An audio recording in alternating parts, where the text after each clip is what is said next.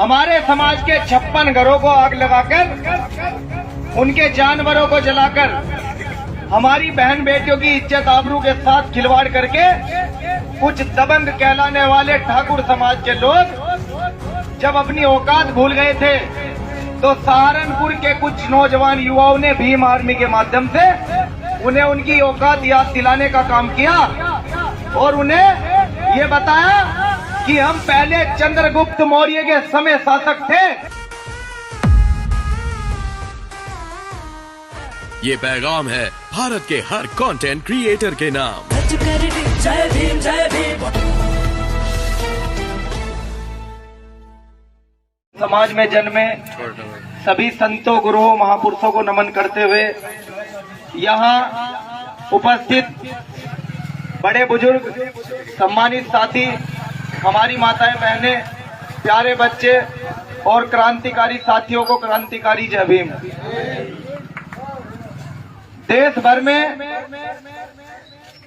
तरह तरह की घटनाएं हमारे समाज के ऊपर हर रोज गुजरती है। हर रोज हमारा शोषण होता है, हमारे बुजुर्गों के ऊपर अत्याचार होता है, हमारी बहन बेटियों की इज्जत आबरू के साथ खिलवाड़ किया जाता है और हमारे समाज के युवा अगर उसके खिलाफ आवाज बुलंद करने के लिए खड़े हो तो पुलिस भी हमारे लोगों को ही डंडा मारकर भगाने का काम करती है, झूठे मुकदमे लिखने का काम करती है। ऐसी ही घटना सहारनपुर के सबीरपुर गांव में हुई। हमारा भीम आर्मी का संघर्ष जातीय संघर्ष से शुरू होकर इस देश के प्रत्येक व्यक्ति को न्याय दिलाने तक का है।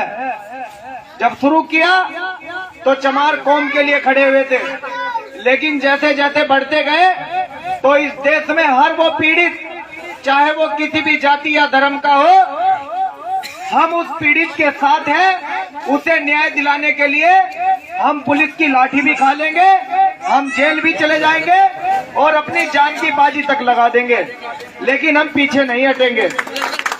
अभी भाई ने बताया कि पुलिस ने मेरे साथ बड़ी मार पिटाई की। हमने कोई चोरी नहीं की थी। हमारे समाज के 56 घरों को आग लगाकर, उनके जानवरों को जलाकर, हमारी बहन बेटियों की इज्जत आबरू के साथ खिलवाड़ करके कुछ दबंग कहलाने वाले ठाकुर समाज के लोग जब अपनी औकात भूल गए थे तो सहारनपुर के कुछ नौजवान युवाओं ने भीम आर्मी के माध्यम से उन्हें उनकी औकात याद दिलाने का काम किया और उन्हें ये बताया कि हम पहले चंद्रगुप्त मौर्य के समय शासक थे। हमारे सदगुरु रविदास महाराज ने तुम्हारे घाट पर जाकर ब्राह्मणों को अपनी बुद्धि के बल से हराया। हमारे बाबा साहब अम्बेडकर ने दुनिया में सबसे श्रेष्ठ संविधान लिखकर इस देश की तकदीर बदल दी और हमारे महापुरुष मान्यवर साहब कांसीराम ने इस भारत देश में एक ऐसे समाज से आने वाली महिला को देश के सबसे बड़े प्रदेश उत्तर प्रदेश की मुख्यमंत्री बनाया, जिस समाज को ना सड़क पर चलने के अधिकार थे, ना सार्वजनिक जगह पर पानी पीने का अधिकार था, ना अन्य तरह के कोई अधिकार थे। हम उस समाज के लोग हैं। अब अगर हमारा शोषण करोगे, हमारे लोगों को मारोगे, हमारे घरों को जलाओगे तो अब हम शांत नहीं बैठेंगे, हम चुपचाप तमाशा नहीं देखेंगे। हम ईंट का जवाब पत्थर से देंगे, उसके बाद चाहे हमारी जान जाए या हम जेल जाए, हमें परवाह नहीं है। इसलिए हम जेल गए थे। पुलिस बार बार पूछती रही कि हम तुम्हें छोड़ देंगे, तुम्हारे ऊपर कोई मुकदमा नहीं लिखा जाएगा, बस तुम 50 लोगों के नाम बता दो। कप्तान साहब का आदेश है कि 50 लोगों को जेल में बंद कर दो, फिर शांति व्यवस्था बनी रहेगी। लेकिन हमने किसी भी साथी का नाम नहीं लिया, क्योंकि हम कोई क्रिमिनल नहीं थे, हम अपने समाज के लिए लड़ाई लड़ रहे थे। आज उसी लड़ाई को देश भर में भाई चंद्रशेखर आजाद और बाबा साहब अम्बेडकर के नाम पर बने हुए, सदगुरु रविदास महाराज के नाम पर बने हुए अन्य संगठन उस लड़ाई को लड़ने का काम कर रहे हैं। उन सभी संघर्षशील युवाओं का साथ देना चाहिए इस समाज को, क्योंकि अगर वो है, अगर इस देश में आंदोलनकारी लोग हैं तो इस देश की जनता सुरक्षित है। नहीं तो नेताओं ने तो अपनी बहन बेटियों तक का सौदा कर दिया। नेताओं का कोई भरोसा नहीं है। आप हमेशा आंदोलनकारियों का साथ दो। भाई चंद्रशेखर आजाद आपके बीच से निकले हुए गरीब परिवार के एक सदस्य हैं और उन्होंने अपनी मेहनत के बल पर आपके साथ और सहयोग से अपने बुजुर्गों के आशीर्वाद और संतों गुरुओं महापुरुषों के आशीर्वाद से इस देश के साथ साथ दुनिया में अपना नाम रोशन किया और भारत को एक अलग पहचान दिलाई टाइम मैगजीन में आकर। आज इस देश का हर मनुवादी उनसे जलता है। जलता क्यों है? क्योंकि उनके खेत में काम करने वाले लोग, उनके डंगरों को घास डालने वाले लोग, उनकी गाड़ियों की सफाई करने वाले लोग, उनकी घरों में झाड़ू पोछा और उनके घर के काम करने वाले लोग आज बड़ी बड़ी गाड़ियों में घूमते हैं। बाबा साहब अम्बेडकर के दिए हुए संविधान में आरक्षण की बदौलत हमारे लोग नौकरियों पे चले गए। उन लोगों को ये पीड़ा है कि ये समाज आज हमारी बराबरी पर आकर खड़ा हो गया।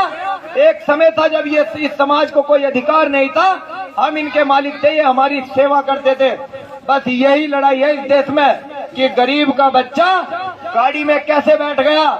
इस गरीब का बच्चा एक सरकारी कुर्सी पर अधिकारी और कर्मचारी बनकर कैसे बैठ गया। हम उसको बाबूजी और साहब कैसे बुलाए। ये दर्द है उन लोगों को।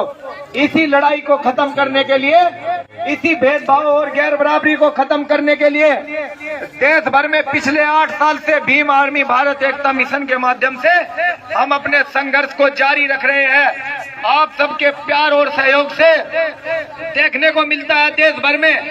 आप परसों की न्यूज देखिए, मीडिया हमारी न्यूज बिल्कुल नहीं दिखाएगा क्योंकि मीडिया तो बिका हुआ है। आप सबको पता है वो सरकार के इशारे पे काम करते हैं।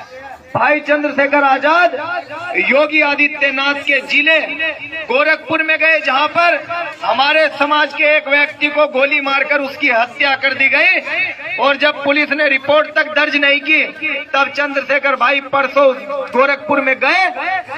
इतनी बड़ी संख्या में हमारा समाज सड़कों पे था कि कप्तान और डीएम को वहीं आना पड़ा गांव में और वहीं रिपोर्ट दर्ज करके उन लोगों को गिरफ्तार कर लिया गया जिन लोगों ने हमारे व्यक्ति को मारा।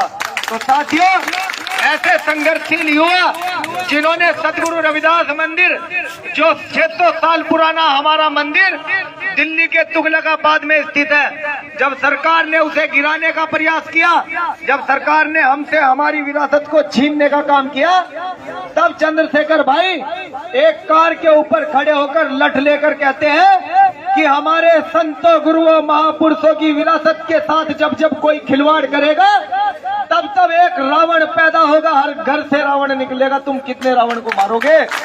और उस मंदिर को आज दिल्ली में भव्य तरीके से बनाया जा रहा है, आप जाकर के देख लेना। जब हाथरस में हमारे समाज की एक बहन बेटी की इज्जत आबरू लूट ली गई और पुलिस प्रशासन ने हंगामा न हो घर वालों को बिना बताए उस बेटी को रात को 1 बजे जलाने का काम किया, तब भाई चंद्रशेखर आजाद हाथरस में पहुंचकर उसे न्याय दिलाने का काम करते हैं और उन चारों दोषियों को जेल में भेजने का काम करते हैं। ये ताकत इस समाज ने भाई चंद्रशेखर आजाद को दी है। हम चाहते हैं कि भाई जिंदगी भर इस समाज के लिए ऐसे ही लड़ते रहे, लेकिन इसमें थोड़ा बदलाव करना पड़ेगा। जब तक हम सड़क पर लड़ाई लड़ेंगे तब तक पुलिस हमारे साथियों पर, आपके बच्चों पर झूठे मुकदमे भी लगाएगी और जेल में भी बंद करेगी। अगर सरकार का आदेश हुआ तो आपके बच्चों को गोलियों से मारने का काम भी वो लोग करेंगे, क्योंकि सरकारी गोली का कोई हिसाब किताब नहीं होता, सरकारी मशीनरी पूरी उनके कंट्रोल में है। तो इस सड़क की लड़ाई को आप संसद में लड़ने का काम करें। जिस दिन हमारे समाज से ईमानदार नेता भाई चंद्रशेखर आजाद जैसे 100 लोग भी संसद में चले गए, उस दिन इस देश का प्रधानमंत्री चैन से सो नहीं पाएगा। फिर वो लाखों करोड़ों का सूट पहनकर हवाई जहाज में बैठकर अमेरिका सभा करने नहीं जाएगा। फिर वो यहाँ इस देश के पीड़ित मजदूर, गरीब, मजलूम, मुस्लिम, आदिवासी, दलित और पिछड़े वर्ग के लोगों की उन्नति के लिए काम करेगा, उनके लिए नई नई योजनाएं तैयार करेगा। आपसे निवेदन है कि हमारे इस संघर्ष को आप ना नकारें और आने वाले 2024 के लोकसभा चुनाव में भाई चंद्रशेखर आजाद के कंधों को मजबूत करें। उनके पास ना पैसा है ना संसाधन है। आप उन्हें एक नोट भी दोगे और एक वोट भी दोगे। जिस दिन आप नोट और वोट दोनों दोगे उन्हें, उस दिन वो ईमानदारी से जीतकर इस समाज का नाम रोशन करेगा और इस समाज को तरक्की की ओर लेकर जाएगा। ये हमारा वादा है आपसे। आप 2024 में केतली का चुनाव चिन्ह याद रखना। अब तक हमारा समाज जिसके साथ भी जुड़ा, जब बाबू जगजीवन राम कांग्रेस में संघर्ष करते थे तो पूरा समाज कांग्रेस के साथ बाबू जगजीवन राम को वोट करता था। जब मान्यवर काशीराम साहब ने ये वोट बैंक इकट्ठा किया, तब पूरे समाज ने बहुजन समाज पार्टी को, बहन कुमारी मायावती को 4-4 बार सीएम बनाया और उन्होंने भी सीएम बनने के बाद जितना उनसे हो सका इस देश प्रदेश में अपनी कौम का, अपने संतों गुरुओं महापुरुषों की विचारधारा को बढ़ाने का काम किया। जो लोग कहते हैं कि बहन कुमारी मायावती ने कुछ नहीं किया, वो लोग गलत है। हाँ, अभी उनके साथ बुढ़ापे की वजह से भले ही वो थक गई हो, लेकिन वो डरी नहीं है। उनके हजारों करोड़ों लाखों बच्चे सड़क पर संघर्ष कर रहे हैं। उन्हीं में से एक भाई चंद्रशेखर आजाद है। आप उनके हाथों को मजबूत करें और 2024 के लोकसभा चुनाव में चंद्रशेखर आजाद जी को लोकसभा नगीना से सांसद चुनकर संसद में भेजने का काम करें। फिर देखना कि यहाँ का बच्चा बच्चा सांसद होगा। फिर यहाँ हमारा शोषण नहीं होगा। जैसे बीएसपी की सरकार में कहते थे कि चमारों की सरकार चल रही है, 11,000 की लाइन को छू लेना, इनको मैं छूना, तो उसी तरह से जब चंद्रशेखर भाई की सरकार होगी तो लोगों को इतना डर होगा कि 11,000 की लाइन के तो पास से गुजर भी जाते हैं कि ये 33,000 की लाइन है चंद्रशेखर की सरकार में, इसके नीचे से भी नहीं गुजरना। और हम कभी किसी पीड़ित की, किसी के साथ गलत नहीं करेंगे। हम जाति और धर्म देखकर किसी के साथ न्याय नहीं करेंगे। हम सही के साथ सही और गलत के साथ गलत करने की हिम्मत रखते हैं। हम बिना किसी राज सत्ता के, बिना किसी पॉलिटिकल सपोर्ट के, जब इस देश में सुप्रीम कोर्ट और इस देश की केंद्र सरकार को झुकाने की शक्ति रखते हैं, तो हम इतनी ताकत भी रखते हैं कि अपने समाज को शासक बनाएंगे।